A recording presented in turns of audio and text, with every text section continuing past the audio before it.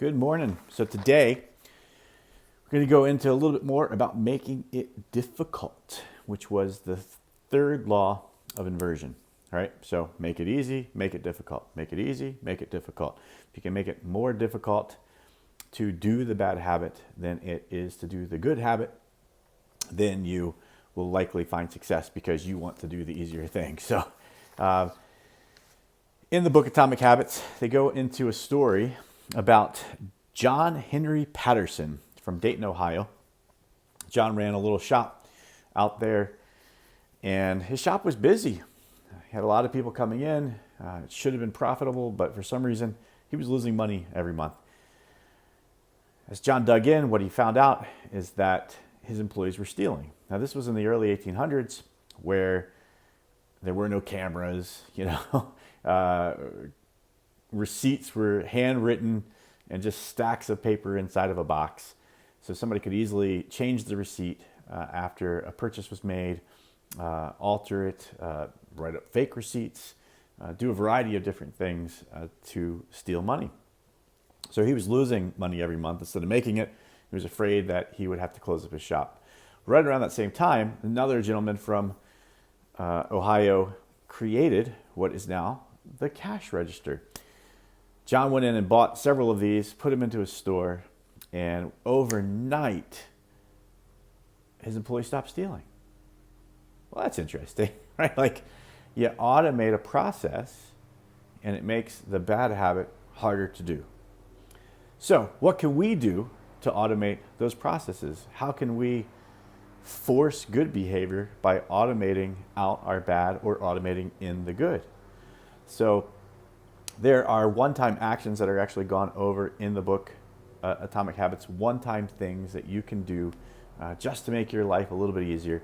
I'll put a picture of them in the comments, and what I would recommend that you do is check out the picture and make a list of different things that you can do in your life to create these one-time actions. So a couple that it talks about, if you're into nutrition, you buy a water filter to clean your drinking water, and that will also prompt you to stop spending as much on bottled water and having that bottled water waste, which is good for the planet. So nutrition, use smaller plates. Our plates have been getting bigger and bigger over the years.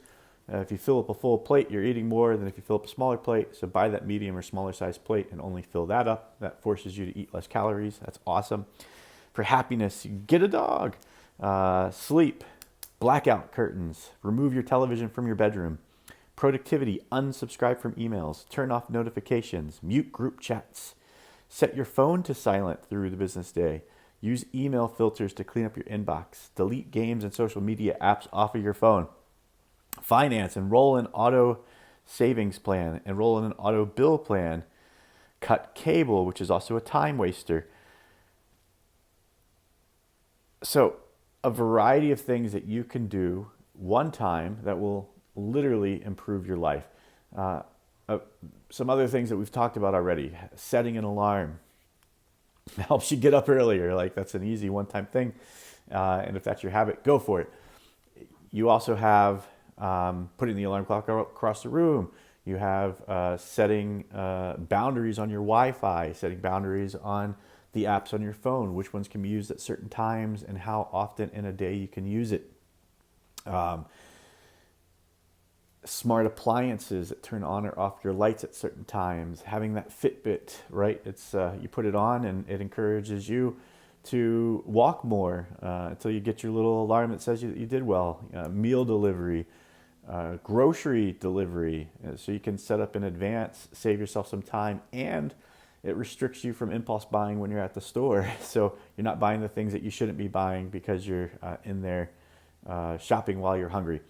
You could set up website blockers on your laptop. You could set up website blockers on your phone. There's actually programs out there that force you to focus.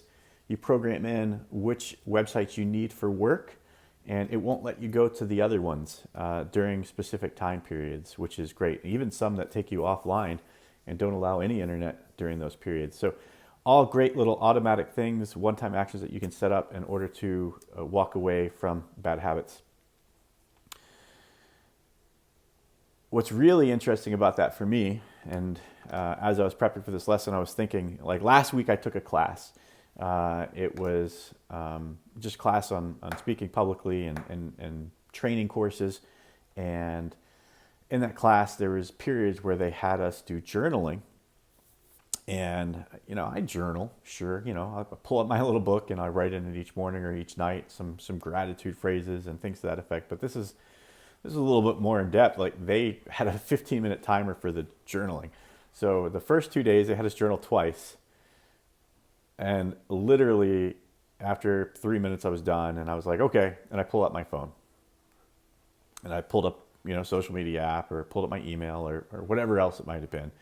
It was a virtual class, so nobody could really see what I was doing. But so I had 12 minutes to do whatever I wanted to do. The second day, they only had us journal once.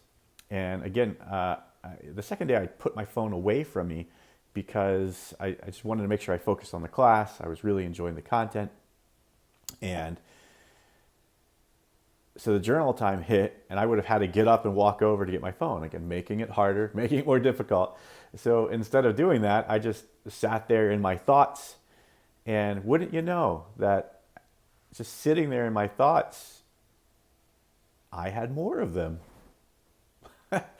I started thinking about what else I could write down and thinking about where I could take that conversation. And by the end of the 15 minutes, I was still writing. I actually had to stop writing when the break ended. And I shared that with the class. And that's really interesting to me because how much are we limiting ourselves by removing those quiet times in our lives? We're sitting on the couch at night, while we're waiting for the check to come at dinner, a variety of different times that we just, as a bad habit, are picking up that phone and looking at it because we've gotten so used to the fact that there doesn't need to be silence that we don't allow ourselves to sit in it. So I encourage you, look at your phone, look at some other bad habits that you might have going on in your life right now, and figure out some ways that you can put the phone away, restrict some of that usage, even if this wasn't your 66-day challenge. Now, if it is your 66-day challenge to do one of those types of things, let's take a look deeper at how you can automate any of the habits that you're trying to break or any of the habits that you'd like to form. And I think you'll find that it makes it much easier to fit in. So James Clear actually tells one other story I want to go into involving social media, which I thought was a great one. It's a little extreme for most of us, I think, and for him, who was writing a book at the time, was a great way to build in that commitment device, similar to Victor Hugo doing it when he was writing Hunchback of Notre Dame. So he had his assistant change his passwords on all of his social media every Monday morning. And then he couldn't log in to LinkedIn and Facebook and Instagram and whatever else he was using throughout the whole week. And then at the end of the week, on Friday afternoon, she'd email him the password. So he'd get to enjoy his social media for the weekend and avoided it all week long. He writes in the book that he was amazed at how quickly he got over the fact that he wasn't connected during that time and how much more productive he was. In the one thing, they go into multitasking as a myth and how much time you save by not multitasking each day. So just literally how much time is wasted by picking up your phone and looking at it. On average, you spend about 2 hours on social media a day. So even if you took that down to just 1 hour, that's 365 hours saved. If you eliminated social media for most of the week, that's over 700 hours that you could save just by not looking at social media throughout the week. So think about that. What could you do with an extra 2+ weeks of time in a year? In the meantime, I know one thing that I'm doing. I'm cutting out bread. And I almost lost this morning, by the way, a day because I had to open up a new box of cereal for my daughter. And as I was pouring it into her bowl, I almost grabbed a piece and threw it in my mouth. And I was like, whoa, it was so super close. But again, not yet automatic for me. Day 23 in the books. Thanks you all for your time. See you tomorrow.